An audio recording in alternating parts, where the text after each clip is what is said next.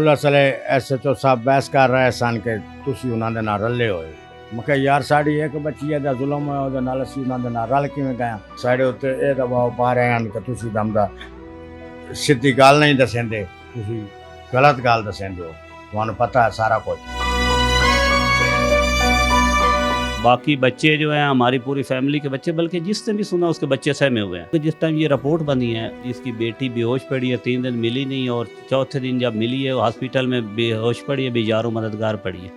उसके कपड़े खून से लथपथ हैं, उसके जिस्म पे, मुंह पे, उसके रुखसारों पे निशान बने हुए हैं और उससे आप रिपोर्ट भी लिखवा रहे हैं, अंगूठे भी लगवा रहे हैं, उससे आप मेडिकल भी बनवा रहे हैं, उससे आप FIR भी लिखवा रहे हैं। मेरी जो ऑफ द रिकॉर्ड बात हुई है SHO साहब से, उन्होंने बड़े प्यार से उन्होंने रखा है लड़की को और वो हमें बता रहे हैं कि उन्होंने जनाब रेप नहीं किया और हम तो उसको एक पिल ली थी और वो उसके हमने 4 हिस्से किए और फिर हमने म्यूज़िक चलाया और ये किया और वो किया।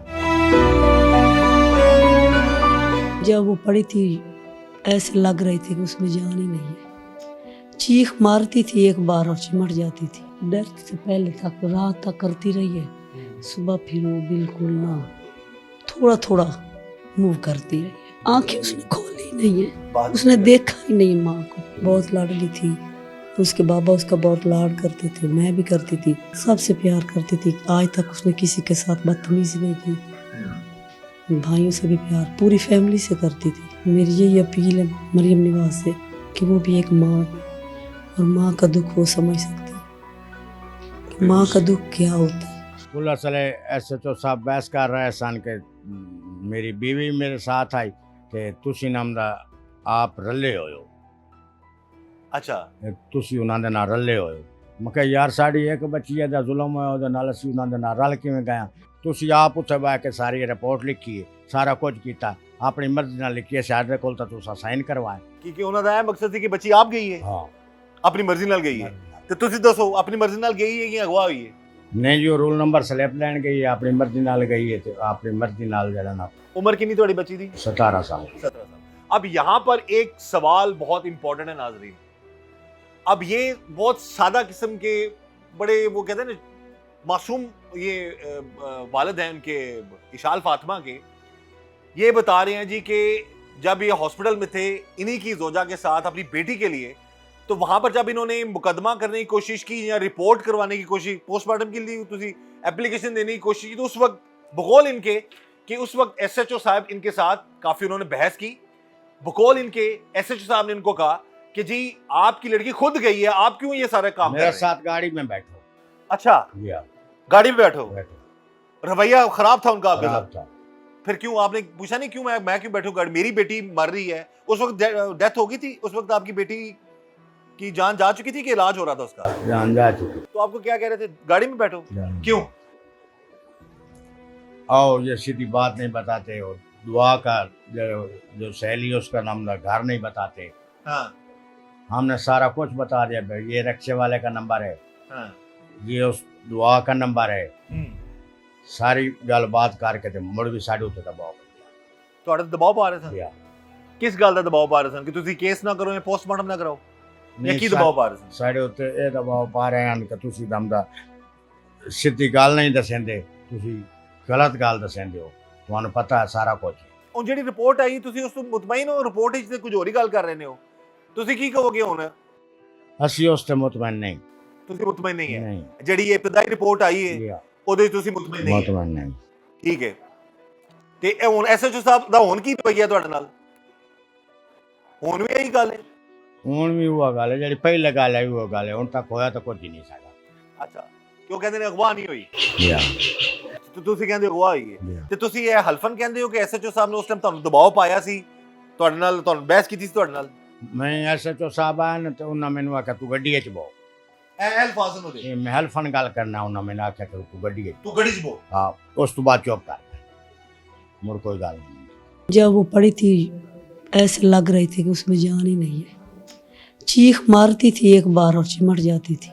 अच्छा, हाँ चिल्लाती थी फिर एकदम से, जहाँ फिर कांपती थी ऐसे ऐसे, जैसे कुछ सदमे में होता है। सदमे में होता, डर होता है, खौफ होता है।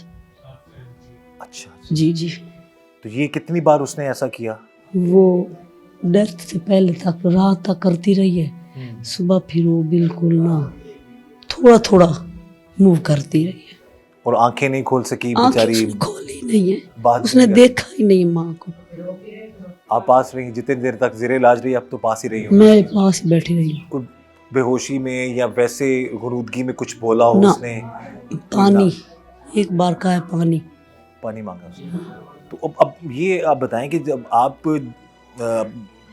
जब वो गायब होती है उसके बाद ढूंढते हैं नहीं मिलती, फिर कितने दिनों बाद आपको उसका मैसेज आया? 2 दिन बाद, 3 दिन बाद इस लड़की का? दूसरे दिन आया अच्छा, उसने मैसेज किया कि कॉल की है, मैसेज किया उसने? आप मैसेज किया मैसेज किया जी। कि इशाल जो है ज़ेरे इलाज है वो- किसी अस्पताल में। उसकी अचानक तबीयत खराब हो गई। तो उसको वो सहेली नहीं थी उसकी, कोई आप नहीं जानते उसको? मैं नहीं जानती, मुझे उस नंबर का मैंने पहली दफ़ा देखा था पहले दफ़ा देखा आपने? जी।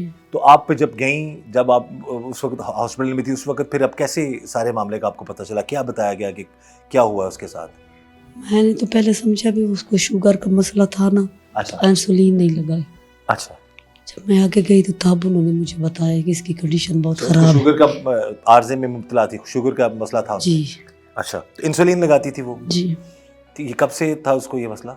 6 क्लास से। तो अभी फिर उसके बाद फिर जो हालात सामने आए कि इतना ज़्यादा जुल्म हुआ उस पर, ये आपको कहाँ से पता लगा, कैसे पता चला? डॉक्टरों से। डॉक्टरों से? क्या उस वक्त जो डॉक्टर्स इलाज कर रहे थे उन्होंने क्या बताया आपको कि क्या क्या जुल्म हुआ आपकी बेटी के साथ? उन्होंने लिख के इनको बताया है, कज़ा उनके। मैंने उनसे कुछ नहीं पूछा क्योंकि मेरी अपनी हालत ख़राब थी। ज़ाहिर है आपने अपनी बेटी को इस हालत में मेरी आपने एक ही देखा। बेटी थी और बेटे 2 हैं। और तो ये मैं छोटी थी घर में सबसे? सबसे ज़्यादा छोटी थी, लाडली पूरी भी पूरी बहुत थी? फैमिली में ये छोटी थी। लाडली भी बहुत बहुत लाडली थी। उसके बाबा उसका बहुत लाड करते थे, मैं भी करती थी। शौक उसको ये सिर्फ जूते और कपड़ों का था। मिलनसार थी, हर सबसे प्यार करती थी। आज तक उसने किसी के साथ बदतमीजी नहीं की। भाइयों से भी प्यार पूरी फैमिली से करती थी। मेरी यही अपील है मरियम निवाज से कि वो भी एक माँ है और माँ का दुख वो समझ सकती है कि माँ का दुख क्या होता है। बिल्कुल बस सही अब है। इंसाफ चाहिए। इनको इंसाफ चाहिए जी। ये वालदा हैं इशाल फातिमा की, बता रही हैं कि इशाल फातिमा को अच्छे पहनने का, अच्छे ओढ़ने का बहुत शौक़ था, बहुत हंसमुख थी, बहुत प्यार करने वाली थी, मिलनसार थी। बहरहाल हम भी यही कहेंगे कि इस केस की तफ्तीश मेरिट पर हो और इशाल फातिमा को, उसकी वालदा को, उसके वालिद को, घर वालों को, पूरी फैमिली को इंसाफ मिले। अच्छा, इशाल फातिमा के हवाले से ये जो कभी आपको लगा होगा कि शायद उसके कॉलेज में कोई लड़का पढ़ता है या नहीं। कोई तंग करता है या कोई नहीं, फ़ोन कभी कॉल भी वगैरह? नहीं, क्योंकि फ़ोन उससे मेरे पास होते थे। कभी कोई ऐसा मामला नहीं। था नहीं?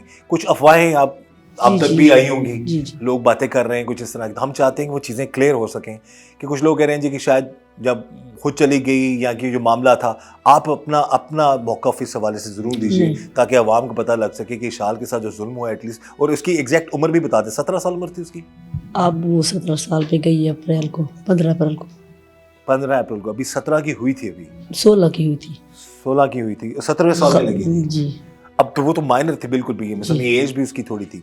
तो अब आप इस हवाले से क्या कहेंगी कि जो बातें सामने आ रही हैं उस क्योंकि पर? उसके मोबाइल उसके मेरे पास होते थे, वो सिर्फ उस वक़्त यूज़ करती थी जब कॉलेज से आती थी, वर्क होता था उस पर, तब वो इस्तेमाल करती थी। ठीक है। उसने फजूल फ़ोन कभी इस्तेमाल नहीं किया। इशाल बड़ी ना प्यारी हमारे सारे बच्चों में ना। मेरी 4 भांजी हैं, उसमें ये छोटी थी। तो ये मेरी वालदा को, अपनी नानी को भी बड़ी प्यारी थी। मेरी वालदा की कुछ 5 साल पहले डेथ हुई, तो इसका वो स्पेशल होता था कि हमारे घर में आके, जैसे इसको छुट्टी होती थी ना, मेरी अम्मी कहती थी कि जाओ और जाके ना इशाल को ले आए इधर ना। अब तो वो बातें यादें ही रह गई हैं, अब हम क्या कह सकते हैं। हमारी तो इसमें सिर्फ जो अपील है, ये जो मुद्दे की बात है कि वीडियो में आया है कि एक वो लड़के खुद बेहोश लड़की को एक हॉस्पिटल में छोड़ के जा रहे हैं, उसके बावजूद वो कोई हमसे वो रवायती तरीके से ये कर दें वो कर दें और ये कहाँ से क्या होगा। हम जिस तरह की पहले भी एक बात हो रही थी कि तफ्तीश करें, पुलिस का काम है तफ्तीश करना। तफ्तीश में अगर कोई बेगुनाह है तो उसको बेगुनाह करें, जो गुनाहगार है उसको गुनाहगार करें। अच्छा, अभी जो मेडिकल रिपोर्ट आई है सामने, इब्तिदाई रिपोर्ट जो है, उस हवाले से आप क्या कहेंगे? उस रिपोर्ट में क्या कहा जा रहा है और आप लोगों का क्या हमारा स्टांस है? आप लोग क्या कहना देखें चाहते हैं? देखें मौक़िफ़ क्या है? मेडिकल रिपोर्ट भी वही पुलिस ही बनवाती है और डॉक्टर बनाते हैं। उनका सुबह शाम आपस में उनका वो मेल जो रहता है। हम तो वो अब इंसाफ की बात क्या करें, हम तो वो चाहते हैं कि जो फैक्ट एंड फिगर है, जो फैक्ट एंड फिगर है वो यही थे कि 3 दिन बच्ची उनके साथ रही है, उन्होंने अपने पास रखी है, बस बेजा में रखी है, अगवा रखी है। ग्रुप था 3-4 लड़कों ग्रुप था। जब वो लेके आया उसको, वो बेहोश को लेके आया। बिल्कुल सही। जब हम हॉस्पिटल गए था वो बेहोश पड़ी थी, अगले दिन उसकी डेथ हो गई। अब हम उसमें रिपोर्ट पे जाएं या अपनी लड़की के डेथ पे जाएं, यानी कि या 3 दिन उसके बेहोश रही, उसके 3 दिन जो क्या हमारे कुछ नहीं होता जो रहा होगा? उसके वो जिस्म के ऊपर निशान थे हम उनके ऊपर जाएं, या उसकी जो अपने कपड़े ख़राब थे ब्लड से उसके ऊपर जाएं, या हम रिपोर्ट, हमें तो पता ही नहीं है।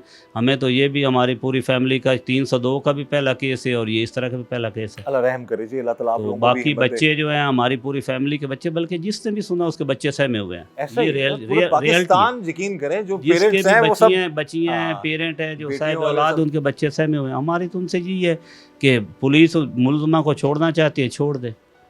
अब हमारी बच्ची तो चली गई, अब लोगों की बच्चियों को बचाना है या उनको और किसी लोगों को रेप करवाने हैं तो करवा लें उनसे। ये बहुत हमारा बड़ा- बिल्कुल रियल बात है। वो और लोगों की बच्चियाँ हैं उनको रेप ही करेंगे ना। आप भी समझते हैं, आप खुद वो जर्नलिज्म में हैं और सारा कोई, कि जब भी कोई तीसरी बार पकड़ा जाता है, दूसरी बार, तो उसके ऊपर यही होता है कि 2 FIR पहले हुई थी, किसी की सुलह हो गई थी, किसी का ये हुआ था। ऐसे ही ये ऐसे बिल्कुल आप पाकिस्तान के रिकॉर्ड उठा के देख लें ही- ऐसे ही कि बहुत आपको सारे criminals बहुत सामने सारे आते हैं। केस हैं कि ये जी डकैत है, इसने पहले 4 डकैतियाँ की तो 5वीं में आ गया। ये रेपिस्ट है, इसने पहले 3 किए हुए थे, चौथे में आ गए।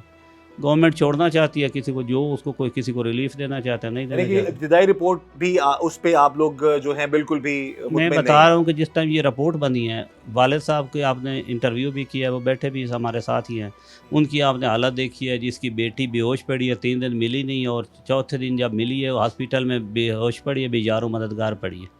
उसके कपड़े खून से लात-पात हैं, उसके जिस्म पे, मुंह पे, उसके रुखसारों पे निशान बने हुए हैं, और उससे आप रिपोर्ट भी लिखवा रहे हैं, अंगूठे भी लगवा रहे हैं, उससे आप मेडिकल भी बनवा रहे हैं, उससे आप FIR भी लिखवा रहे हैं। तो उसके ऊपर मैं क्वेश्चन उठाऊं या आप उठाएं या पाकिस्तान उठाए?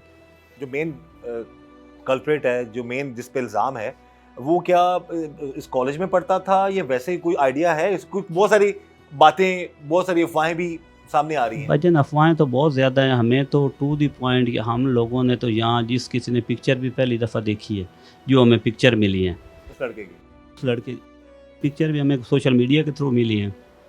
नाम मुझे SHO साहब ने दिए थे कि ये नाम है जो हमने लड़के पकड़े हैं। तो हमें तो कोई पता नहीं है कि उसके कॉलेज में पढ़ता है। ये SHO साहब तफ्तीश कर लेंगे कि उसके कॉलेज में पढ़ता है या कई बार है। हमें तो बिल्कुल ये नॉलेज में नहीं अभी है। लास्ट जो आपका राब्ता हुआ पुलिस से, इन्वेस्टिगेशन ऑफिसर से या SHO साहब से, तो उन्होंने अब तक की क्या पेशरफ? अब वहाँ तक तो गिरफ्तार हो चुके हैं, मेरी लेकिन जो केस मेरी जो तफ्तीश के मेरी हवाले जो से ऑफ द रिकॉर्ड बात हुई है SHO साहब से, हम्म, उन्होंने मुझे कहा है जी कि ये जी उन्होंने बड़े प्यार से उन्होंने रखा है लड़की को, और वो हमें बता रहे हैं कि उन्होंने जनाब रेप नहीं किया, और हम तो उसको एक पिल ली थी और वो उसको कौन हमने सी बिल दी थी? कोई पिल ली हाँ। थी और उसके हमने 4 हिस्से किए, और फिर हमने म्यूज़िक चलाया और ये किया और वो किया। इस वक्त जी हमारे साथ मौजूद हैं झंग में हमारे नुमाइंदा वसीम अजीज, और उनसे हम बात करते हैं इस केस के हवाले से। जी वसीम, बताइएगा। एक इंतहाई अफसोसनाक ये केस सामने आया है झंग में। इशाल फातिमा, जो अब सबको ही पता है कि वो 11वीं क्लास की स्टूडेंट थी, और उसके वालिद के मुताबिक वो घर से रोल नंबर स्लिप लेने और कुछ कपड़े उठाने गई, और उसके बाद उसको अगवा किया गया। मेरे तक इतला तब पहुंची जब इशाल फातिमा को एक निजी हॉस्पिटल में लाया गया था, और फिर वहां से उसे पुलिस के ज़रिए DHQ हॉस्पिटल शिफ्ट किया गया। जब मेरे पास इतलात आई तो मौका पर मैं वहाँ पहुंचा, मैंने देखा उसकी ब्लीडिंग, मुसलसल ब्लीडिंग चल रही थी। और उसके बाद जो है वो उसके पेरेंट्स शाम को आए, देन नेक्स्ट डे मॉर्निंग में ही तकरीबन एक दिन वो एतवार को वो DHQ हॉस्पिटल में आ रही है तकरीबन 12 बजे के करीब, और इसी के साथ सोमवार वाले दिन, मंडे वाले दिन उसकी जो डेथ है वो भी इसी टाइम हो रही है। तो उस टाइम उसके वालिद आए, उनसे बात हुई, तो उस टाइम उन्होंने बताया कि इशाल घर से कपड़े लेने के लिए और अपने 11वीं क्लास की जो रोल नंबर स्लिप है वो लेने के लिए गई थी, और उसके बाद उसे अगवा कर लिया गया, और उसके बाद अब जो वालिदैन हैं उनको इशाल जो है वो खून से लथपथ और बेहोशी की हालत में डिस्ट्रिक्ट हॉस्पिटल में मिली थी। अच्छा, अभी वालिदैन के मुताबिक तो उसके साथ ज्यादती की गई है। आप इस हवाले से क्या कहेंगे? अब तक की क्या इब्तदाई जो रिपोर्ट है वो आई है सामने, क्या चीज़ सामने आई? वालिदैन की जो कहना है वो तो अपनी जगह हर बंदा जो बाशऊर है वो इस बात को समझेगा कि जब 3 से 4 दिन एक लड़की को घर में रखा जाएगा तो उसके साथ न जाने क्या क्या जुल्म किया जाएगा। लेकिन जो रिपोर्ट डिस्ट्रिक्ट हेडक्वार्टर हॉस्पिटल की मंजर आम पर आ रही है उसमें इस तरह का कोई एलिमेंट सामने नहीं आ रहा कि उसके साथ ज़्यादती की गई है। लेकिन ये बात इस बात का शुबा ज़रूर ज़ाहिर किया जा रहा है कि उसको कोई नशा आवर शय दी गई है जिसके बाद उसकी जो है वो मुसलसल ब्लीडिंग और जो हालत थी वो हालत गैर हो गई थी।